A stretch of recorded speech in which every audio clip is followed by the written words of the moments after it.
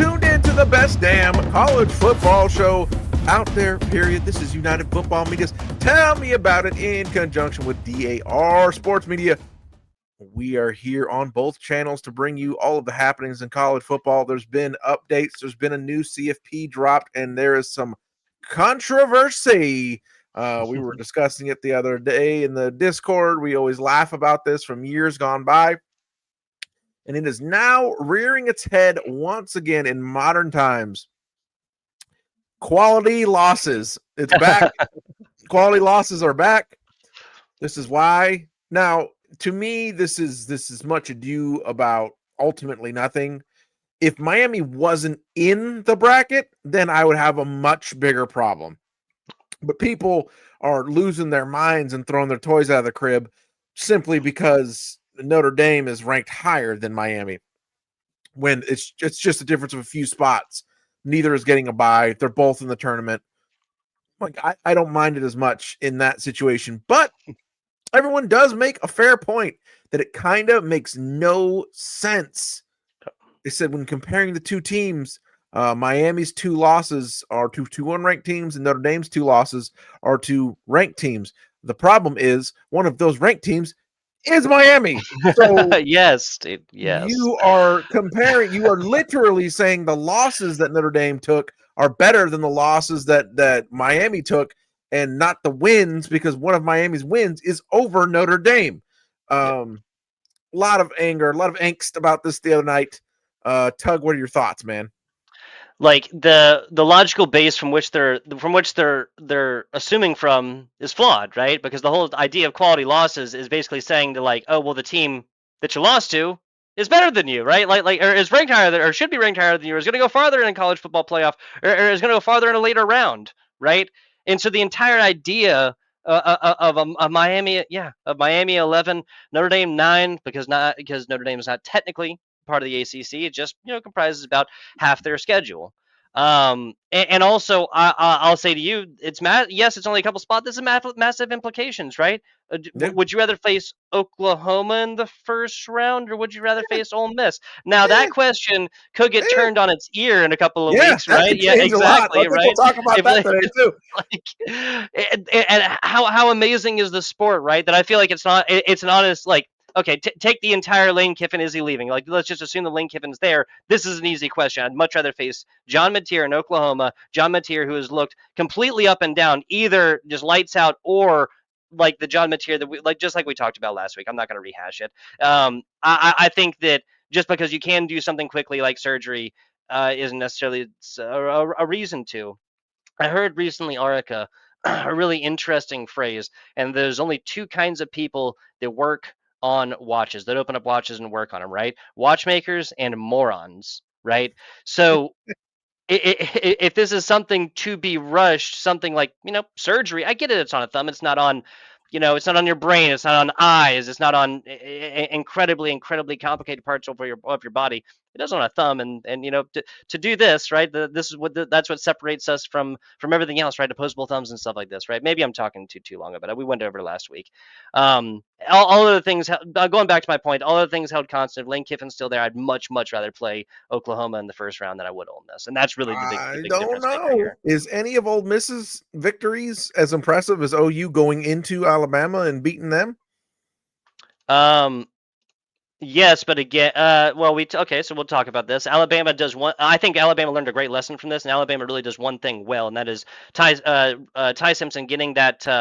Ryan Simpson. I always do this. Ty Simpson. Thank you, Jesus. I always mess up the names, man. Ty Simpson getting the ball out quickly to his receivers. Oklahoma interrupted that, and their defense is amazing, right? We can take a look at Ole Miss, right? Solo lost 10 points at Georgia between the hedges and whatnot. Georgia, this was part of their 20 whatever wins in a row until obviously Alabama interrupted that. Ole Miss already beat Oklahoma, right? Like, and this is in Oklahoma, and it was by 8 points as well, right? Okay. So it is a single score, stuff like this. But people always say 8 points is a single score, like that's just easy to do, and it's not getting a touchdown and then doing it again, right? Is what it is. There's a massive difference between a 7-point loss and an 8-point loss, in my opinion. Yes, single score, but. So the funniest thing about it, and you kind of touched on it, and we talked about it the other day, is they're talking about how quality the loss is, but the team that they're using to prop that up and say, look, Notre Dame has only lost to these great teams is a team that they will not rank above them. Like you're building the case for Miami while defending Notre Dame. It is Yeah, that, but it you know what? makes Ultimately, a part of me, a small part of me, especially because, like I said, like they're both in the bracket. Unlike you, I kind of disagree. I think the gap between OU and Ole Miss is really not that much. Ole Miss is Ole Miss in my mind until they prove otherwise. So I'm not that worried about them. Like with Alabama last year. Hey, Miami, if you don't want nothing to bitch about, if you don't want no situation, don't get beat by Louisville. Like, sorry, don't know what to tell you. Like, yep. you know, Yep. Expanded playoffs, but that still holds true that every game matters, right? And no, it's not the situation where you lose 2 games in September and your season's completely over, no shot at anything. But that's still, in my mind, it makes games matter more because you control oh, your destiny absolutely, more as the season goes on, and then you get in these questions. I'll say this: I'd rather be having the conversations about quality wins and quality losses than I would with 2 losses to not the number 1 and number 2 ranked team in the country and your season's over, right? absolutely. So, okay, any other thoughts on this bracket before we move to the bubble teams? Talk about some scenarios. As far as the bracket, I love Tulane's season. And I'll just say all this based on if this, nothing changed whatsoever, and this is the bracket that we get. Obviously, some of these teams will change. I love that Texas Tech Tulane game. There's not a shot. And right now with where the teams are at for Tulane, taking that one down. I honestly think Alabama and Oregon will be a fantastic game. Dante Moore versus Ty Simpson. I feel bad for the winners of those because of what Indiana has done, and obviously we already saw an Indiana Oregon game. Uh, just as this holds true, Notre Dame Oklahoma will be freaking fantastic as well. You notice that Notre Dame's on the opposite side of the bracket from Texas A&M as well, right? Just based on how it is, of course, right now. And if Yeah. they did play again, then they would be there. The Texas A&M game that was their other loss besides Miami. Yes, it was by 1 point. Yes, you can you know, I'm a South Carolina fan. Don't rant to me about bad and referee interferences and bad calls and everything else like Mm. this. Yes, there was a missed holding call, yada yada. That is in the past and it's over and done with. Right? One team won, one team lost. So, and another interesting aspect of this, if this was going down, is remember the higher seeds it's a home game. Yes. So on campus, so Alabama would be going to Oregon.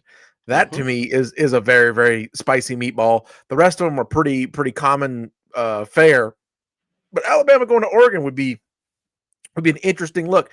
Notre Dame going down to Oklahoma. I think we've seen that in the past. Miami going to Ole Miss. A little bit interesting, but still, regionally pretty normal. Same thing. Tulane, Texas Tech, Alabama going up to Oregon interests me a hell of a lot. When we talk about the bubble, just outside of this, so BYU and Wait, Utah are wait, wait, right. real quick. This is saying that Alabama and Oregon have never played. Maybe not. So I'm trying to remember if it was Alabama that I heard this about. One of these SEC Oh powerhouses, wow! it actually might be Georgia, has never won a game east of the Mississippi or something crazy like that, some sort of crazy stat like Wow. that. Yeah, so I'm not surprised to hear that Alabama's never gone to Oregon. Like I'm said, that would But be they never awesome. That would played. be Not really like cool. Oregon's never gone to Alabama either. That that Yeah, is yeah. that is wild given how long these teams.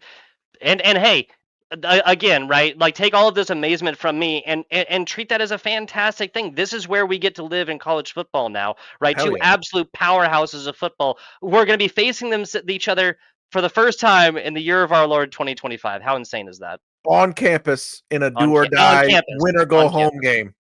Hell yes. It's a beautiful thing. That's one of the things for your beloved 2014 playoff, 16 playoff. We get another round of home games, of on campus home games. I'm into that because Yeah, that dude. part is awesome, man. So back to the bubble. So BYU and Mhm. Utah are like right there on that bubble, but it's I just don't know how. I don't know what the entryway is for them to get into this bracket. Our guys, we talked about them last week. Vanderbilt, right there on the outside. They got the Tennessee game coming up. Mhm. I would assume here. Let me look at the bracket. They would look to need. Well, I don't know if even. So I'm going to assume number 11. number 11-ish, number 10-ish is going to be the ACC champion. So I Yeah, don't know if 12 will Miami be the group of losing is 5. going to necessarily help Vanderbilt. Yeah. I would think it would need to be like a Notre Dame loss. It would need to be another Alabama loss. Maybe I don't know if Ole Miss can lose enough to be out at this point. So while Vandy has a big game coming up, I don't know. I don't know who is going to be able to lose that's here at the edge of the bracket. Like, I don't know if there's enough opportunity for them to lose. I mean, Alabama's going to the Plains. They're going to Auburn, Iron Bowl. Anything could happen in the Iron Bowl. If they lose the Iron Bowl and Vandy performs admirably, gets a big win at Tennessee, maybe that's a path. Maybe I see that happening. That's so tough. Obviously, Alabama playing Eastern Illinois, auto win. But the problem with that obviously is if it comes to any question of Alabama losing that 10th spot, then the question is going to come in: will Vanderbilt and Alabama played? And that was 14-30 in Alabama. And so that would come in. Vanderbilt's path is a tough one. Probably honestly easier for some of these ACC teams or Big 12 teams. Honestly, probably easier for BYU. We're looking at Cincinnati, which would look like a much better game if Cincinnati was still ranked, of course, and then UCF at BYU. That should be an auto W. UCF. It looks like BYU, if they win out, can make the Big 12 championship. Are they gonna? So that begs the question: if BYU were to beat Texas Tech, are you getting 2 Big 12 teams at that point? Because the Big 12 champion's going to get in. Yep. And is Texas Tech beloved enough by everybody at this point to take a loss and still make it? They're up at number 5 right now. So logically, generally, if somebody is in the top 5 and they take a loss, they'll still make it. And so BYU, we looked at it. We were looking at the bubble teams. We were looking at the potential. BYU could still do it if they win out. If they win out and they win the Big 12 championship, they could still make it in. That again hurts our boys from Vanderbilt. That doesn't seem to, that's another tough part of this that could hurt their chances. USC got the win over Iowa this past week. A hell of a struggle up there. Out there on the bubble themselves. So looking at USC's path, they're at number 15 right now. They're right out there on the bubble, and they're going to Oregon this upcoming weekend. I don't know. How do we feel there? Is a win over Oregon, and we're assuming they're going to beat hapless UCLA. Does a win over Oregon, is that enough to lift them into this thing? USC 2 ranked wins over Michigan, 18th at the time. Now they're still ranked, so that's going to matter. Lost to Notre Dame by 10 in Notre Dame.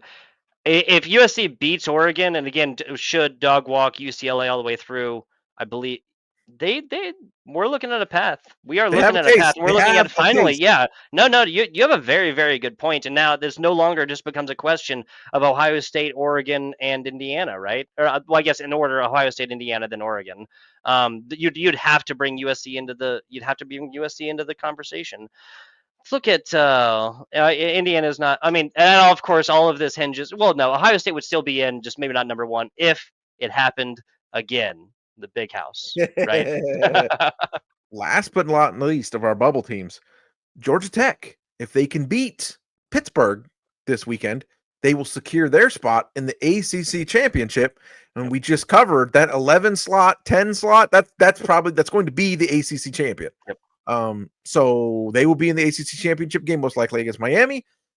If they win that game, they're going to get in, and Miami's done for sure. Yep. So again, this cool stuff with the playoff. We just covered 3 teams that have a path. BYU has a path. Georgia Tech has a path.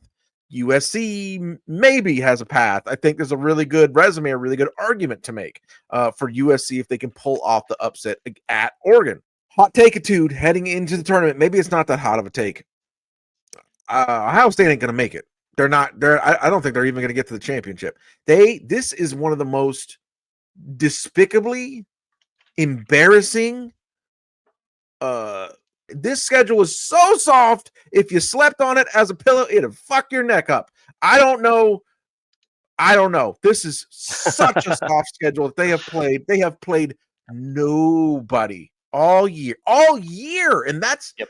that's the real issue. Is it isn't just you brought up or Ace brought up like the old Notre Dame seasons. Is you kind of get complacent. They're just whooping the hell out of all of these shitty teams the whole way. I don't know how they made it. The only bad Big Ten team they managed to not play this year is Rutgers or Maryland. Excuse me, they're playing Rutgers this weekend. They didn't play Maryland. All the rest of them, all the bum ass Big Minnesota, Ten teams, Wisconsin, Purdue, somehow dude. This ended up. is Illinois ended up on the schedule for like, Ohio State this year. It's not just how soft it is. It's the fact that it's been the whole season. You've faced no adversity. You've faced no teams that had even close to the athletes that you did. You've just been out here punking out all of these weak teams, and you're going to get in a game and you're going to be like, holy shit, those guys are fast. Holy shit, those guys are big. Holy crap, those guys are hitting us. Seemed like a great team to begin with. Sark literally just got coach circles around him in this UGA game. You could even take out that punt, the fake or the onside kick, right? The fake right there. You can even take that out completely. Take 7 points away from Georgia, give it to Texas, assuming they score on that. You're still talking about a double-digit win. I've been saying it all season. Quintravion Wisner is a fascinatingly talented running back. Arch Manning has a lot of potential, and I think is great for the culture, not just at Texas, but in college football as a larger part. But this is not a great football team, and they do not deserve their. So are they really 17th? That's what it says on Google right now. That can't be. Yeah. That can't be right, bro. That's just that is. Yeah, that's a logo ranking, 100%. 17th. Yep, Texas 17th. 7-3, the top ranked 3-loss team. Are you kidding me, bro?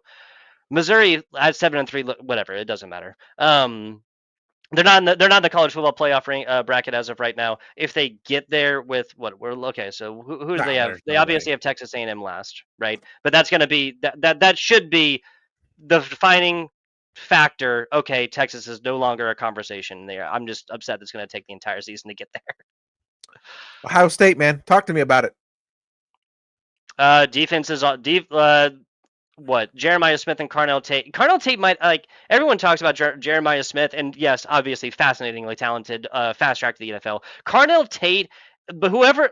If I'm an NFL team, I'm looking at Carnell Tate for no other reason than nobody talks about him without Jeremiah Smith being at the front of the sentence, which is just bullcrap. Fascinatingly talented, the way he's able to move around cornerbacks and make them think. It seems like such a simple thing to say, but the way he makes them think this momentum is going one way and then just quickly shifts it, right? I might just be flowering up and using $5 terms to describe just a simple juke, but it's the way that he does it. It's kind of like those intangibles, right? I would buy so well, it's a buying low situation on a Carnell Tate because he's not going to be worth as much as Jeremiah Smith for only one reason. That's because they're on the same team. Often, I do like Ryan Day. I like Ryan Day a whole lot. Julian Sand is supported. I'm not saying he's a bad quarterback, but he is nowhere near as good as quarterbacks on number one ranked teams that we've seen in the past, especially number one ranked teams that we've seen across 10 weeks or whatever else like that, or 9 weeks now or something like that, right? Of Ohio State number one. If this was Ohio State, if you took, the neuralizer, right? Men in Black, right? Bam! We neuralize the college football playoff committee. We force them to look at all this stuff, and they don't know what happened in 2024. I don't think Ohio State is ranked number one. I don't think so either. We can go to it with this. Let's just look at their side of the bracket. Ohio State, are you taking them over Georgia? Hell no. I'll ask you. I won't influence you. No. Go ahead. Are you taking Ohio State over Georgia? Not knee-jerk reaction, yes, and obviously it depends on where, but no, especially after what we saw this past week. Georgia has taken a little while to get this together. I think Kirby Smart has finally realized the value in scoring more points than necessary, right? Are you taking Ohio State over Oklahoma? I'm not even positive about that. That's a damn good game. That's probably the two best defenses in the two best defenses. One team got a quarterback, the other team don't. Yeah. You're rolling Julian Saying out there against the Oklahoma defense right now? That's tough. You're talking about probably a full handful, 5 of them picks between those two. If they're forced to obviously throw the ball a whole lot. Ohio State over Notre Dame. You're probably going to take them, but are you feeling good about it? Yeah. Anything above 4.5, -4.5, I would not take. I don't think that's a 3 or 4 point Okay. game. Ohio State Again, over, neutral site. Yeah. and this is a double down off of the thing we just said about Oklahoma. Are you taking Ohio State over Texas Tech? Yes. To Mm. win, yes. Not Yeah. comfortably, not feeling No. great about it To though. win, yes. Yep. And then Ohio State over yeah. That Texas Tech defense is good, boy. Again, we're kind of getting in the next question, like of like, or an extension of your previous question, right? You're talking like that's at least top 5 defense in Texas Tech, yes, against one of the best defenses, either number 1 or number 2 in Ohio State. But it's a good question. Yeah, I love this exercise. It's a fantastic point. But I guess we're going to see because it's going to be Ohio State and Indiana in the Big Ten championship, right? So It will we'll be. be able It to. will be. And then Michigan's not a pushover either, so and that game's coming up as They well. did. Michigan did just lose Justice Haynes for the season, So there you go. starting running back. Any other thoughts on the bracket there, good sir? I thought you were going to get to Texas A&M, and that was going to be the opportunity for me to Well, say, like, what do you mean, I was Texas just A&M? doing just Ohio State's side of the bracket. We could Yeah. do. I'm not favoring Ohio State over anybody on the other side of the bracket. Maybe Miami / Georgia Tech, maybe, but other than that, Oregon probably, but I wouldn't heavily favor them over Indiana, Texas A&M, Alabama. Ole Miss that'd be a damn good game. That would be the test of Kirby Smart outside of a conference that I've wanted to see for a long time. hold on a second. Pull up. It's a darn good man. That's darn good. And yeah, no, Texas A&M. You know what? Aric, let's not talk about it, right? Let's not be the football entity just creating content that has to talk about the elephant in the room. Let's just leave that sleeping dog lie. For any of those unaccustomed, I am a diehard University of South Carolina fan. All right, coming up this weekend. Not a ton. Mizzou, are they gonna maybe stagger OU's path here to the playoff? You think? Starting quarterback out last week. That's what we ended up seeing with Missouri against middling SEC team. Nah, I don't think so. Missouri. Yeah, defense is good. Bo Prebula, I think I'm saying that right. Out though, he had a lot of talent. I think the offense is going to like if this happened earlier on the season, they had a couple of games under the new guy. I can't remember his name right now. Sure, but nah. Miami at Virginia Tech, a little bit. That feels like a possible boo-boo for them. It feels like both teams, both Georgia Tech going to Pitt and Miami going to Virginia Tech. If it was in Miami, I'd be like, okay, yeah, but at Virginia Tech, late in the year, going to be probably some soupy weather. Might Is get a it? little Is it bit what bad weird. weather? Thoughts Weather on the would. two ACC showdowns that are going to shape some of this? Georgia Tech and Pittsburgh, Miami and Virginia Tech. Any thoughts on some possible boo-boos in that one? I honestly kind of think Georgia Tech and Notre Dame are decently similar squads, right? They on paper have good defenses, right? And that is obviously propped up by some of the teams that they have played, but they can give up massive points to great teams and then just have to play catch up. Now, how has that worked out for Notre Dame? And the one real test of that, which was against Texas A&M, they lost. That is going to be a really good team. I think Pitt got exposed by Notre Dame, and again, I think that's like those are decently similar teams. So I see Georgia Tech winning, covering. I obviously I've not checked. I mentioned this last time, not Justice Haynes King, excuse me. Yeah. Always seems like he's playing at least a little bit injured. I brought it up last week. I'm not sure if you ever actually got to see any of the clips or anything else like that. Just coach said he has a higher pain tolerance than the rest. How long will that show? As long as there's no injury there, I see Georgia Tech handling this one, especially with so much on the line. I went on a little mini rant about that last year on the DAR football show. And I Yep. know this isn't the NFL, it isn't exactly the same, but quarterbacks who ran the ball 100+ times got hurt 100% of the time. Oh wow. Every single quarterback that year who carried the ball 100 times or would have How carried the many? ball 100 times. It was 10+. So Oh I wow. was also Wow. counting like Trey Lance. That was the year where Trey Lance broke his leg early in the season. So he would have carried the ball Yeah. over 100 times because that was the Understood. offense that year for the 49ers. But that year when Trey Lance broke his ankle early in the season, Every single one. 10 of 10. 100%. Was there like a minimum weeks out? Like, did you count like a 1 week out type of thing? No, just got hurt. Just missed time. Okay. Like okay. got just hurt. Missed any amount. Yeah. The point is, people say, "Oh, running quarterbacks, it's not really a extra risk." Like, you're crazy. There's a reason. Yeah. What's the shortest shelf life of any position, college or professional? Running back. There's a reason, because if you touch the ball more, purely from statistical probability, if you're running the ball more, there's more opportunities for something crazy to happen. It's not even just like, taking the hits. Like, there's just more opportunity for something weird to happen, for somebody to land on your leg, for somebody to land on your arm, exactly. for you to land weird. You take a ball, you hit the ground, they touch you. Okay, that's not really any contact outside of the ground. Yeah. You brush the ball for 25 times a game. How often do we see non-contact where dudes tear the ACLs of their Achilles?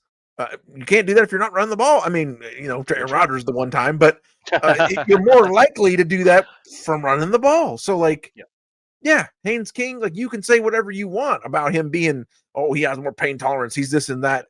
If he carries the ball a lot, he's going to be nicked up, just like a running back, just like a receiver, just like college football, NFL, a little bit different in that. A little different, I do understand. I do understand. But that's the volume that Haynes King runs it. That boy runs it 25 times a game. So You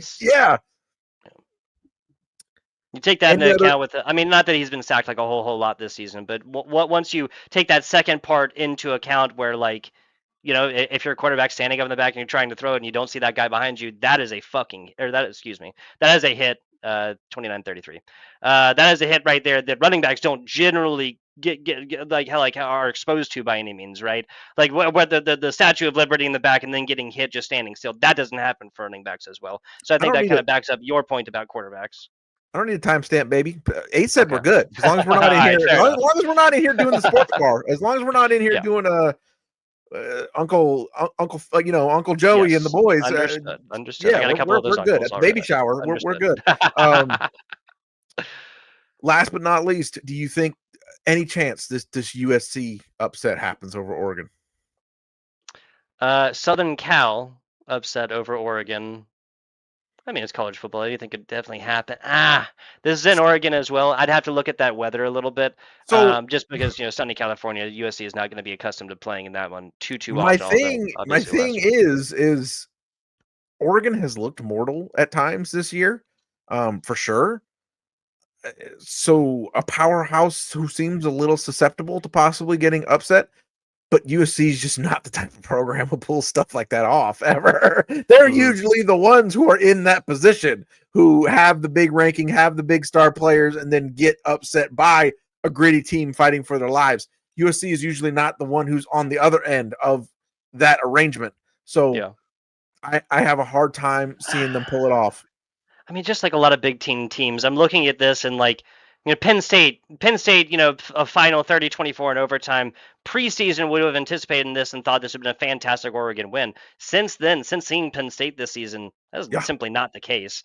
Indiana, obviously, their one loss at home, 30-20, but taking it close to Iowa, like, Oregon's defense, obviously, Oregon is not the same, like, sort of, I'm not going to call him one-dimensional completely. Kurt Ferentz, not Ferentz, Iowa and their head coach, I can't remember his name. I'm not going to call them completely one-dimensional, but obviously it's a defensive-minded team that runs the ball a lot. Yeah. That's not Dante Moore, and that's not Oregon, man. They have a decent defense, but it's not anywhere near as, like, sole focus right there. Is just shut down and kind of control the clock and control the ball and stuff like that. I think it's going to be a damn good game. If you're asking me if USC is going to win, I don't think. Like, it's kind of back to what you said. This is not the stand-up spot they generally come through for. But again, there's a lot on the line right here for the University of Southern California. If they're ever and possibly for their head coach as well. So if they lose, they're gone. Maybe he's gone. We will not be gone. We can be counted on to come through in the clutch. This is United Football Media with DAR Sports Media, the college football show. Tell me about it.